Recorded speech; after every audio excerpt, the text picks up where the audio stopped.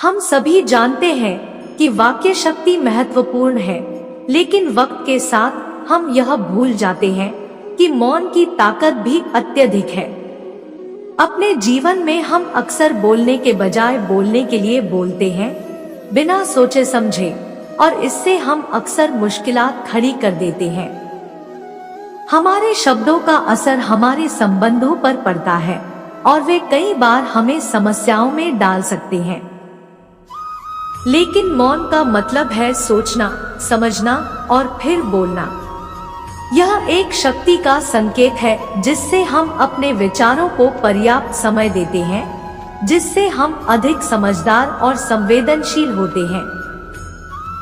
भगवद गीता में भगवान श्री कृष्ण ने हमें यह सिखाया कि कर्म का फल केवल भगवान के पास है। हमें सिर्फ कर्म करना चाहिए और फल का चिंतन नहीं करना चाहिए। इसके लिए हमें अपने विचारों को शांत और स्थिर रखने की कला को सीखना होगा, जिसके लिए मौन का साधना करने से हमें मदद मिल सकती है। अगर कहीं भी झगड़ा हो रहा हो, हमें वहां पर चुप रहना चाहिए। अगर हमारा इस लड़ाई से कोई संबंध नहीं है, तो हमें वहां पर हस्तक्षेप नहीं करना चाहिए, नहीं तो हम अपने आप को एक बड़ी मुसीबत में डाल बैठेंगे। हमारी भलाई इसी में है कि हम लड़ाई को देखकर मौन रहे, नहीं तो बिन बुलाए मुसीबत हमारे गले पड़ जाएगी। जहां पर लोग खुद की प्रशंसा कर रहे हो, वहां पर भी हमें बिल्कुल शांत रहना चाहिए। हमें कभी भी अपनी प्रशंसा स्वयं नहीं करनी चाहिए, और अगर जहां पर लोग अपना अहंकार दिखा रहे हैं, वहां तो चुप रहना ही बेहतर है। हमारी समझदारी इसी में है कि हम अपनी प्रशंसा स्वयं नहीं करें, क्योंकि हो सकता है कि सामने वाला हमारी बुराई कर दे और हम अपने आप को नीचा महसूस करें। यह कहानी भगवद गीता के अद्भुत संदेश कर्म का फल केवल भगवान के पास है के साथ जुड़ी हुई है। गुरुकुल के एक शिष्य नामक अर्जुन ने अपने गुरु श्री कृष्ण से एक दिन पूछा, गुरुदेव, मुझे कई बार यह समझ में नहीं आता कि कर्मों का फल और उनकी महत्व क्या है। क्या आप मुझे इसका स्पष्ट विवरण दे सकते हैं? श्री कृष्ण ने मुस्कुराते हुए उत्तर दिया, अर्जुन, कर्मों का फल और उनका महत्व समझने के लिए तुम्हें कम बोलने की आदत डालनी चाहिए। अर्जुन थोड़ी देर सोचा और फिर पूछा, लेकिन गुरुदेव, इसका क्या संबंध है कम बोलने से? श्री कृष्ण ने समझाया, अर्जुन, हम जब बोलते हैं, हमारे शब्द और क्रियाएं हमारे कर्मों का हिस्सा बन जाते हैं। जब हम अधिक बोलते हैं, हम अक्सर बिना सोचे समझे शब्द बोलते हैं, और कई बार वो शब्द दूसरों को ठेस पहुंचा सकते हैं।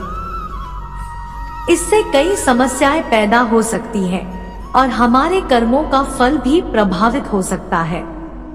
अर्जुन ने समझा कि कम बोलने का मतलब है सोच समझकर और सावधानी से बोलना, जिससे कि हम अपने शब्दों को सही तरीके से प्रयोग करें और दूसरों को ठेस पहुंचाने से बचें। इसके परिणाम स्वरूप हम अपने कर्मों का फल भी बेहतर बना सकते हैं और जीवन में सांत्वना पा सकते हैं।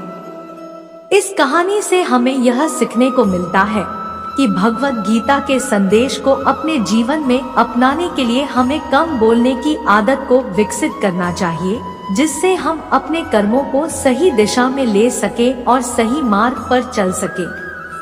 जब आपको लगे कि आपकी बातों से कोई आपकी भावनाओं को नहीं समझ सकता, तो उस समय आपको चुप रहना चाहिए।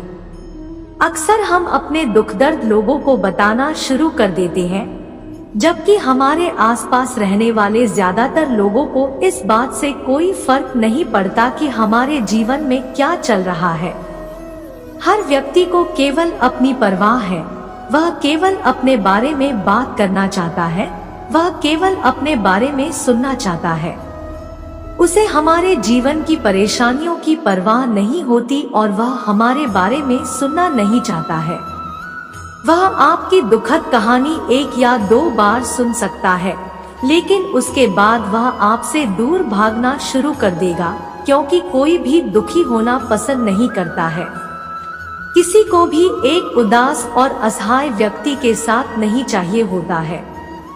इसलिए अपने कुछ करीबी दोस्तों और परिवार के अलावा किसी को भी अपनी परेशानी कभी न बताएं, क्योंकि अक्सर वे आपकी बातों को समझने के बजाय उनका मजाक उड़ाते हैं। दूसरा, जब आपको नहीं पता कि किसी विशेष अवसर पर क्या कहना है या आपको किसी विशेष घटना के बारे में केवल आधा अधूरा ज्ञान है, तो ऐसे अवसर पर भी आपको चुप रहना चाहिए। ऐसा व्यक्ति जो आधा अधूरा ज्ञान होने के बाद भी उस विषय पर बात करता है, वह अक्सर उपहास का पात्र बन जाता है। ऐसे व्यक्ति को कोई भी गंभीरता से नहीं लेता है। केवल वही व्यक्ति अपनी बात प्रभावी ढंग से रख सकता है जिसे उस विशेष घटना या विषय का गहरा ज्ञान हो। इसलिए यहाँ वहाँ से प्राप्त आधी अधूरी और अनपरखी जानकारी के आधार पर कभी भी लोगों को समझाने की कोशिश नहीं करनी चाहिए। जब कोई व्यक्ति आपके सामने किसी तीसरे व्यक्ति की बुराई कर रहा हो, तो ऐसी स्थिति में आपको चुप रहना चाहिए। आपको कभी भी ऐसी नकारात्मक बातचीत का हिस्सा नहीं बनना चाहिए, क्योंकि आज वह व्यक्ति जो कर रहा है आपके सामने किसी तीसरे व्यक्ति की बुराई, कल किसी और के सामने आपकी भी बुराई करेगा। और इस बात की अधिक संभावना है कि आज आपने जिस तीसरे व्यक्ति की बुराई की है उसे भी इस बात का पता चल जाते तो आप पर ही मुसीबत आ सकती है। इसलिए जब भी कोई किसी दूसरे व्यक्ति की बुराई करे या उसके गलत समय का मजाक उड़ाए, तो आपको बस उसकी बात सुननी है, अपनी कोई राय नहीं देनी है। अगर आप ऐसा करें तो भविष्य में आपके लिए समस्याएं खड़ी हो सकती हैं। जब कोई आप पर क्रोध और घृणा से चिल्लाता है, आपका अपमान करने की कोशिश करता है, तो ऐसी स्थिति में आप दूसरे व्यक्ति की क्रोध और घृणा को चुप रहकर कम कर सकते हैं। चुप रहकर भी आप स्थिति को बिगड़ने से रोक सकते हैं। जब आप ऐसा नहीं करते हैं और दूसरे व्यक्ति के क्रोध का उत्तर क्रोध से दे देते हैं, तो परिणाम काफी भयंकर होता है। यदि आप उस समय चुप रहते हैं, तो यह बात उस क्रोधी व्यक्ति के दिल में महसूस होती है। जब क्रोध शांत हो जाता है, तो वह अपनी गलती पर पछताता है और इस बात की भी संभावना बढ़ जाती है कि को आगे आकर आपसे माफी मांगे अपनी गलती के लिए। और अगर वह माफी नहीं मांगता है, तो वह अंदर से दोषी महसूस करने लगता है और फिर अगली बार आप पर गुस्सा करने या नफरत करने से पहले कई बार सोचता है। लेकिन आपको हर हाल में या हर समय चुप भी नहीं रहना चाहिए। अगर कोई गलत कर रहा है, तो उसका जवाब आपको देना चाहिए, क्योंकि कुछ लोग ऐसे भी होते हैं जो हमारी खामोशी को हमारी कमजोरी समझते हैं। गुस्से में चुप रहने का यह तरीका केवल परिवार, करीबी रिश्तेदारों और कुछ करीबी दोस्तों के लिए ही सही है, हर इंसान के लिए नहीं। अगर आप हर जगह खामोश रहने लगे तो इसका गलत इस्तेमाल भी हो सकता है। जब कोई व्यक्ति अपने जीवन की कोई दुखद घटना या अपने जीवन की परेशानी साझा कर रहा हो, ऐसे में आपको चुप रहना होगा और सिर्फ उसकी बातों को सुनना होगा। ज्यादातर लोग ऐसे हैं कि उनके सामने किसी ने उनकी समस्या सुनाई नहीं कि उन्होंने समाधान देना शुरू कर दिया। हालांकि जब कोई व्यक्ति अपनी समस्या हमारे साथ साझा कर रहा है, तो वह हमसे किसी सुझाव की उम्मीद नहीं करता है।